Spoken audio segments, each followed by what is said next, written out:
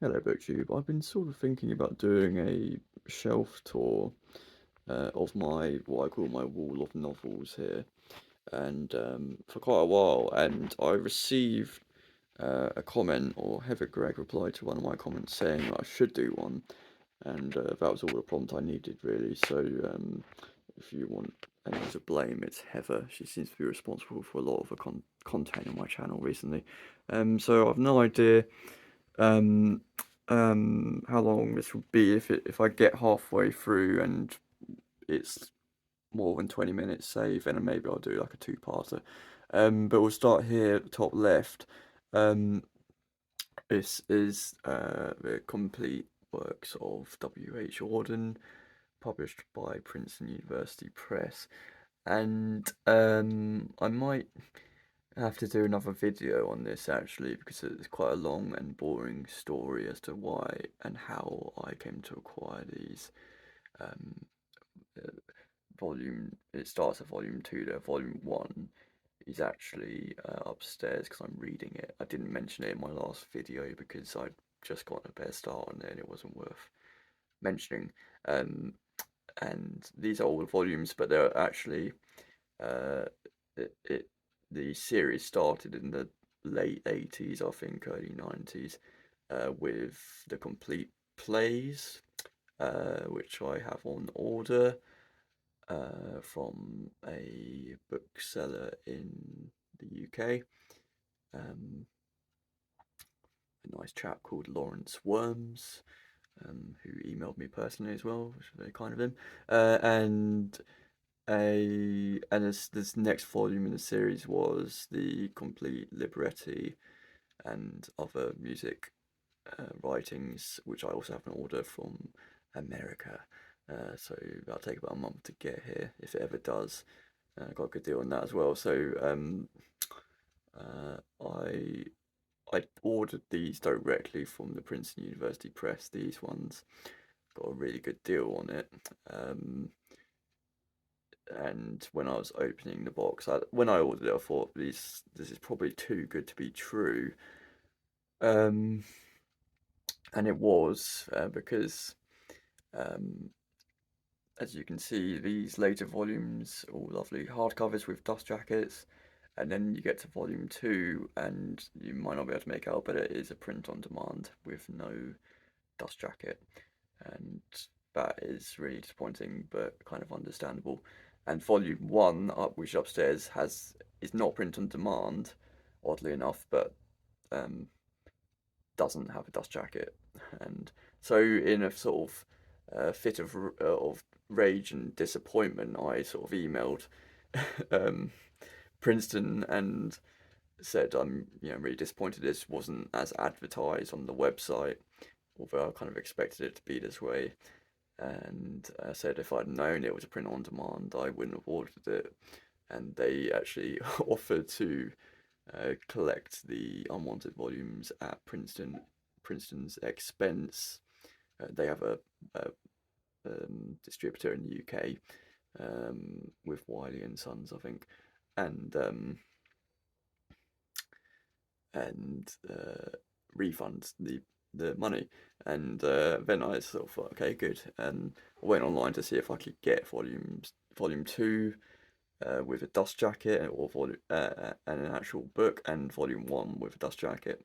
And I found that they're either I couldn't find them, or there was just some sort of stock upload on Amazon, which would have just been, with a stock description, maybe ex-library book, may have highlighting, etc., which you just can't trust. So it probably would have just been the same thing if I ordered it.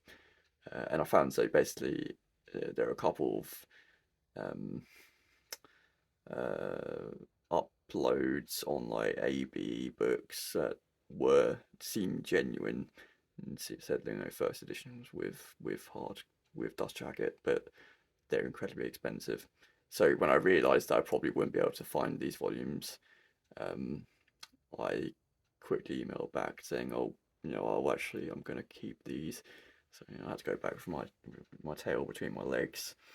And I'd rather have these than nothing at all, because I'm going to read all of these. I'm going to try anyway. Um, it started in the early 90s or late 80s, and it ended just last year with the publication of the 2 poetry volumes that you said at the end there.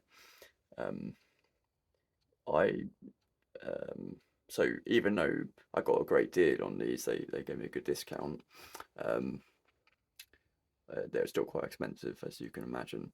But it was Valentine's Day, and I thought, you know what, I'm going to buy myself a Valentine's Day present, and I did. And I never do. It's not something I never do. Um, I don't. Most of my money goes into savings accounts, and I don't really spend money on myself. At least not this kind of money. So yeah, I did for a change. Um, so despite me saying at the start of this video I wasn't going to tell you the story about that, I've now gone ahead and told the whole story anyway, so wasted 5 minutes. Next to that is the second volume in the complete poems of A.R. Ammons. The first volume appeared in my last video, that's the second volume. Just give you a view of that. And then this whole sort of column is, or the shelf, is just classics, so I don't really need to dwell on most of this, because they're all books that you've heard of in pretty standard editions, so I'll just quickly scan over these and maybe point out some nice additions if there are any.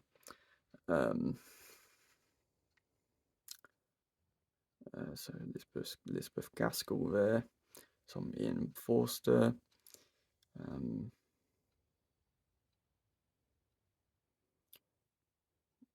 nothing too exciting going on here, so I'll just continue. I've got most of Dickens. There's a couple I still need to get. This is quite interesting. A Spanish quartet of novels there. Quite a nice edition of the Dynasts, or Dynasts, would you say? I don't know. By Thomas Hardy.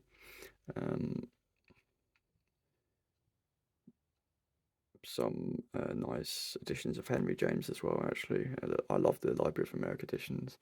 That one at the end is some non-fiction. So moving on, a nice edition of Mark Twain. I have read that novel, Connecticut Yankee in King Arthur's Court, but not in that edition. I actually did it at university. Just picked up that edition of Anna Karenina Tolstoy, which again I've read, but years ago, and I read it out of the library, so finally own a copy.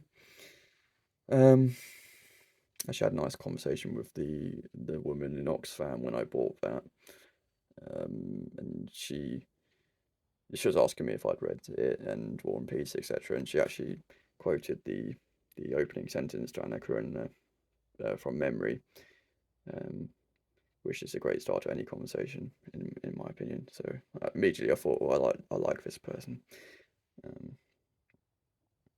So moving on, a nice edition of Moby Dick.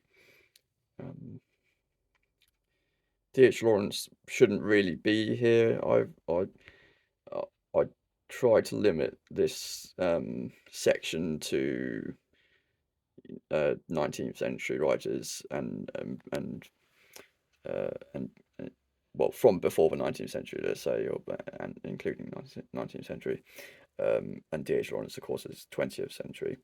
But I've gotten to the point where I can't really integrate these into the bulk of the wall of novels because there's not enough room in the L section to do it.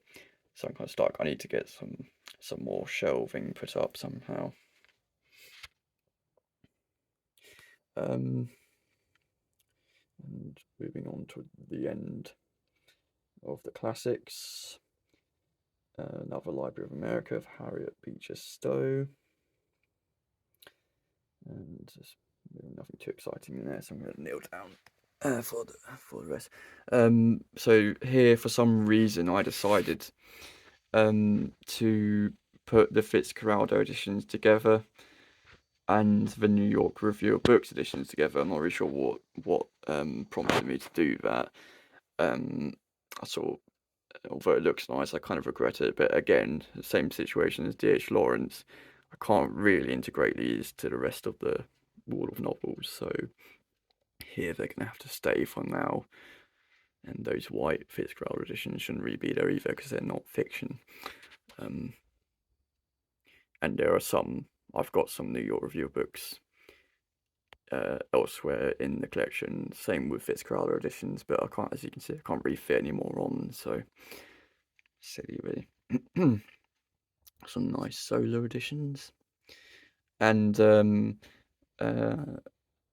here we move on to film, a sort of paltry collection of film books, but I've read pretty much all of these. I haven't read that Kubrick book actually yet. That Bob Odenkirk book. I think I told that story where I was supposed to see him give a talk about that book at the Ely Cathedral. Then I came down with COVID, so I couldn't go. Some reference books as well.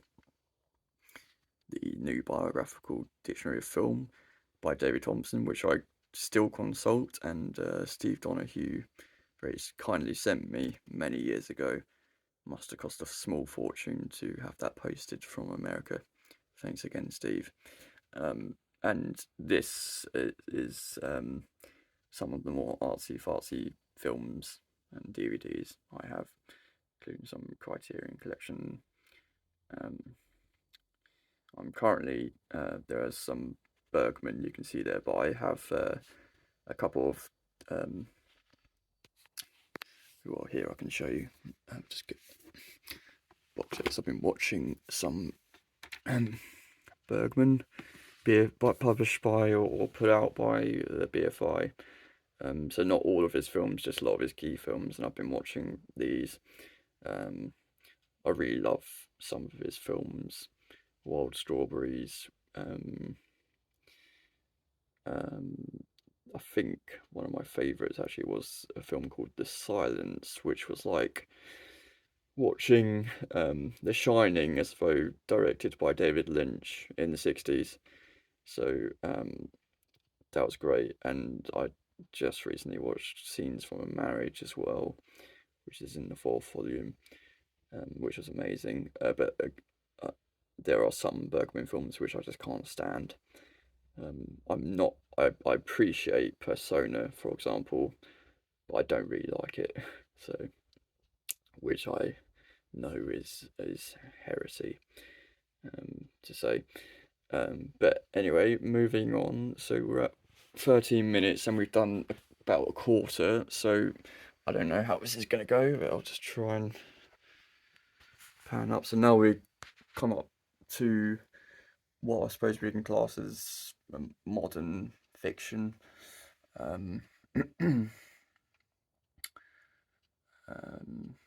Anything to talk about here? The Stories of Heinrich Böll. I've actually got 2 editions of that same book. The other one will be appearing shortly. I like them both so much I just can't part with one, so I've kept them both, and they're both cheap. So Eleanor Catton has a new novel coming out soon, and she's given a talk in my hometown. So I'm trying to decide, although I'm not really interested in the new novel, I'm trying to decide whether to go. There's like an early bird ticket that's like £8, and that includes the book and everything. So it's kind of a no-brainer, but I've never even read I never finished Luminaries, but apparently she lives in Cambridge now. Why she would decide to move to Cambridge, considering she comes from a country as beautiful as New Zealand, is beyond me. But she did, so that's cool. I got that edition of the Alexandria Quartet last year, so I can now finally read that. Moving on, a lot of short novels here with spines I can't really read very well. Richard Bausch, who I love.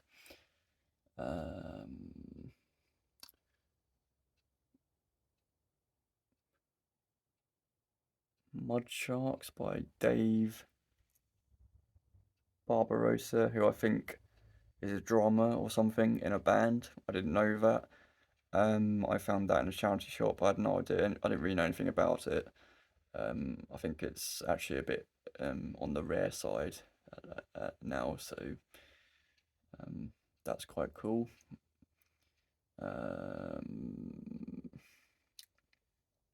You can see here some Nicholson Baker.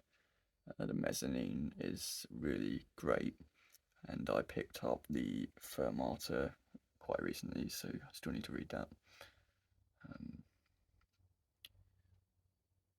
Moving on. I've still got a bookmark and a manual for cleaning women just because I never finished it. That was from years and years ago, so I need to pull that out and finish it. There's the other Heinrich Boll, as promised. Again, I just love both editions, so okay, they're literally exactly the same book, the same translation, the same stories are in there in the same order. So there's little excuse for keeping both, but I am keeping both, at least for now. And there's some individual editions of Heinrich Boll. The Train Was on Time, I believe, is actually also included in the stories of Heinrich Boll. So I technically have 3 editions of that. But again, it's such a nice edition, I want to keep it. A bit of a Poultry Anthony Burgess collection. Those 2 Red Spine vintage, I tend to not buy those editions where I can, but those were like 2 of the first books I bought and read when I moved into this house. And I didn't particularly. Oh well, the Malayan trilogy, which is sort of his first novels, I wasn't too impressed by, but the complete Enderby was pretty good, quite funny and unique, sort of comic English novel kind of thing. And I still haven't read Earthly Powers or Clockwork Orange.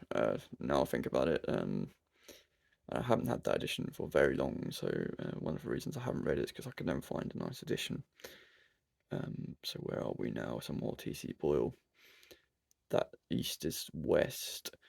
I can't remember if I ever spoke about that, but it's an independently published novel.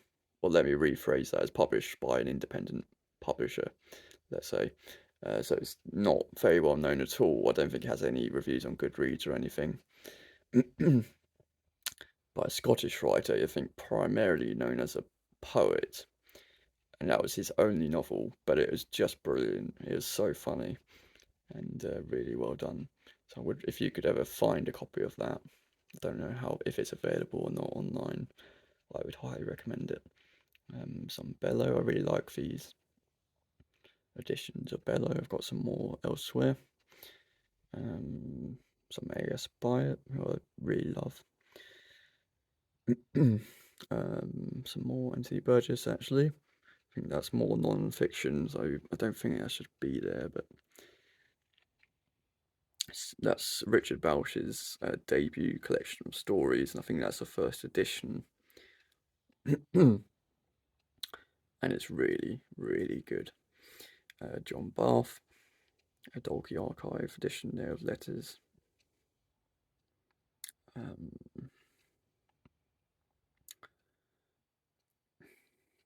Moving on. Sort of super postmodern book this I found and tried to read. Michael Brodsky, which is the title of which is just 3 asterisks. Yeah, I'm not sure if I would recommend that book unless you're a hardcore fan of postmodernism. another sort of postmodern book I recently read, Human Wishes, Enemy Combatant. Um, I would actually recommend that one. Originally published by American Press, and it went quickly out of print. Um, I found that in a charity shop. That was republished by a British small press, but that is print on demand as far as I remember.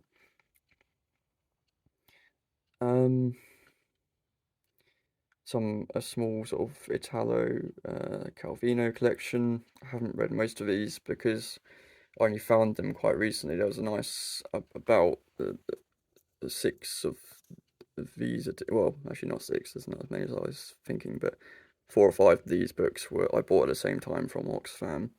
Someone had sort of donated their collection, so I need to get around to reading those.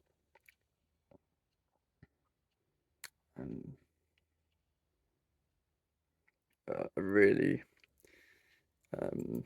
really good novel. This, The Lost Steps, Alejo Carpentier, South American novel.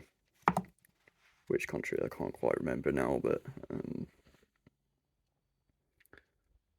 I think it's set in a undisclosed country. So, but I can't remember the nationality of the author now. Moving on. Anything interesting here? Some Joshua Cohen at the end. I've been aware of Joshua Cohen for years, but had never read him, had never picked him up until a few months ago, or at least I watched it a few months ago. Conrad did, from 7 Days at Sea, hi Conrad, he did a review of the Netanyahu's, I think, but he also talked about his sort of reading history of Joshua Cohen's novels. He's read them all, I'm sure. So it prompted me to pick them up, and I didn't think much of Moving Kings, but I really liked the Netanyahu's. Joshua Cohen is sort of a unique example of, for some reason, his books skyrocket in value. His first edition, so you could, even though it only came out a couple of years ago or last year, for Netanyahu's, a first edition of that will set you back, I don't know, a few £100. A signed edition, probably more. I know his early novel Wits is out of print and virtually unavailable, and I've seen that go for. I've seen it being sold for over £1,000. And I'm not 100% sure why that is, other than the fact that I guess people recognise that he's possibly one of the greats, or one of the best living writers. And so, yeah, his books go off in value, but I'm not sure. I don't think he is one of the best. He's really good. There are other writers who are as good as him and better. So I don't know. I guess it's just the luck of a draw, isn't it? So looking at the time, I think we'll just do this. Go to the bottom of this shelf, and then I'll do a second part another time. But some Don DeLillo I used to have a lot more, but regrettably got rid of it. I thought I had White Noise. I watched the Adam Driver film on Netflix, and it was pretty horrible. As most people and critics seem to agree, it was unbearable actually in places. I thought it was okay in the middle with the toxic airborne event. That was quite good, but the film was really grating. And so I went, and I recognised some of the dialogue as being ripped from the novel, which is probably where the problem starts. And so I went to find my copy and couldn't. Then I sort of vaguely remember getting rid of it. I've read that novel a couple of times. Rachel Cusk. I recently found second. I say recently, it was probably last year, but found second place, her newest novel, so I need to give that a read. There's no reason for that Michael Crichton to be propped up like that, so just move that.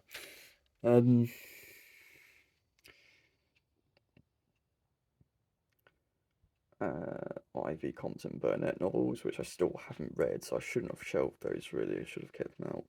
And the more I look at them, the less I like those Pushkin Press editions. Which is ironic, because I remember I even said when I bought them that I trust Pushkin Press so much that I'm just going to order all three, safe in the knowledge that they're going to be nice, and then I sort of was in denial about how nice they actually were. I don't think the covers, I think they're quite ugly actually. That one isn't too bad, but anyway, I say that you know, by Pushkin press standards, they're not that nice. But yeah, I still read them. Moving on. Stories of Your Life and Others, Blasts from the Past. I talked about that in a previous BookTube Life. So just two more shelves.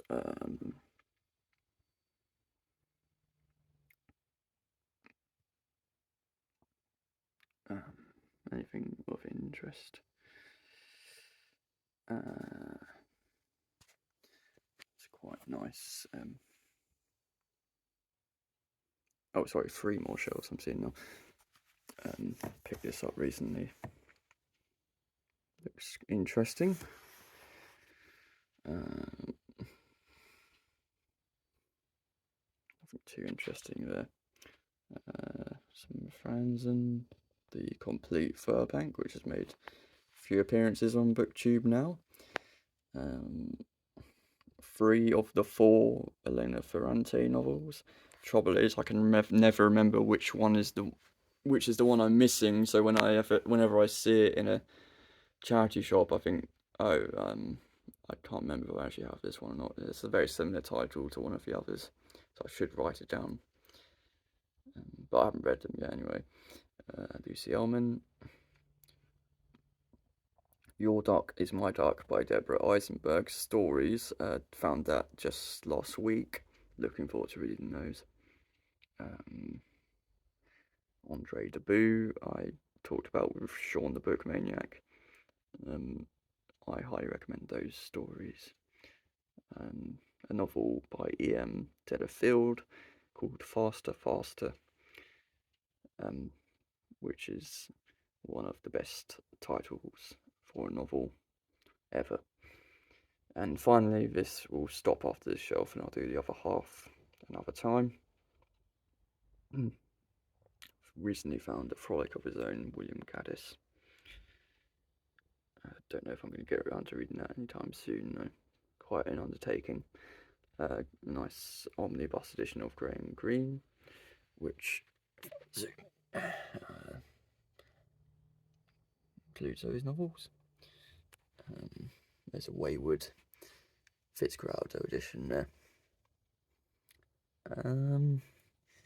And that's it for the first half. It's gone on for very long, so I will stop there and perhaps see you for the second half soon. Thank you for watching.